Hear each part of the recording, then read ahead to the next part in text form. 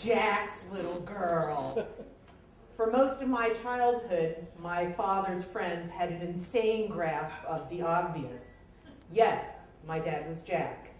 Jack was more of a nickname. His real name, when he signed legal papers, was S. John. For the longest time, when we would nag him about what the S meant, he'd say Saint. It was really Saul. I see why he went with Saint. We were two peas in a pod, my dad and I. We looked a lot alike. We were built alike, which when you're an elementary school girl, it's really great that your dad played center for his college football team. We spent a lot of time together. We had trips to the library. We would ski together on the weekends, every weekend, even when I was old enough to ditch him in favor of my friends. He was president of the local electric utility company, and he had an advanced degree in electrical engineering from MIT. So a little bit of a math geek, which meant I too had to become a little bit of a math geek. And so not only was I required to memorize all of my multiplication tables, but I also happened to know and was forced to learn how to use an abacus and a slide rule. So all of you phone calculator people, when the zombie apocalypse comes, I am the one you want to hang with to figure out how many cans of beans are worth one double D battery, okay? It also means I can calculate the discount on a pair of shoes at DSW in my head. When I was 12, my dad came and said that he was going to marry Susan, the one I nicknamed the bitch. I wanted him to marry Diane. Diane bought me twin pops and had convinced him to let me stay up late to see Saturday Night Fever when it came on TV. But no, Susan was his choice.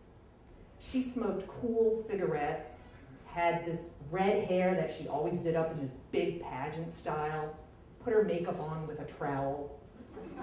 But she was 20 years younger than my dad, and she had big boobs. So let's just say we all know what head my dad was using when he did that calculation. I tried to negotiate my way out of this situation using the tactics I learned when I got in my first Cabbage Patch Kid, but it didn't work this time around. My dad married Susan in a small private ceremony to which I was not invited or participated. 4 years later, I had to have a very difficult discussion with my dad. His adorable Susan, love of his life, the bitch, was abusing my younger sister and I. And when I use the word abuse, I want to assure you this was not, she took my Atari away. This was abuse that would make the daily local news. Teachers saw it, friends saw it, neighbors saw it. My dad did not see it. He traveled a lot for his job, and when he came home, he wanted to have some time to relax, and he believed everything Susan said. When I told him of this situation, he said, well, I have proof that you're the bad child Susan makes you out to be. I have recently broken the 11th commandment. You don't know the 11th commandment? Thou shalt not get anything less than an A in math. I had recently brought home a B in my pre-calculus class. This was proof that I was devil spawn. In the last conversation I had with my dad, he said, you used to be my favorite. In choosing his wife over me, he left me with no choice. I took him to family court, had his guardianship terminated, and became a ward of the state.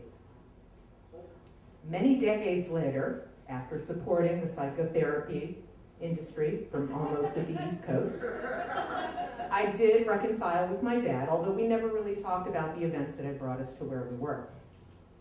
It was just after 9/11, and I was on the phone with my dad, who'd been recently diagnosed with kidney cancer that had metastasized to his brain. And we were talking about a septic system. Because when you have a parent who's about to die, you want to talk about shit for about 30 minutes. It's a lot of fun. And my dad started to do that thing he always did with, math, which is, all right, so you got 8 tons and number 3 gravel, and that's going to be a 1/4 inch, and it's going to cover 30 cubic yards, and that's going to give you a perk rate of 2 minutes. Yeah, I get it, Dad. When all of a sudden, out of the blue, he says, she wasn't very nice. I knew the she he meant. And I said, no, Dad, she wasn't very nice. We ended the telephone call, talked a little bit more about septic systems, and at the end, we hung up the phone. Neither of us said, I love you. Neither of us said, I'm sorry. And neither of us said we were proud of each other. He died 3 weeks later.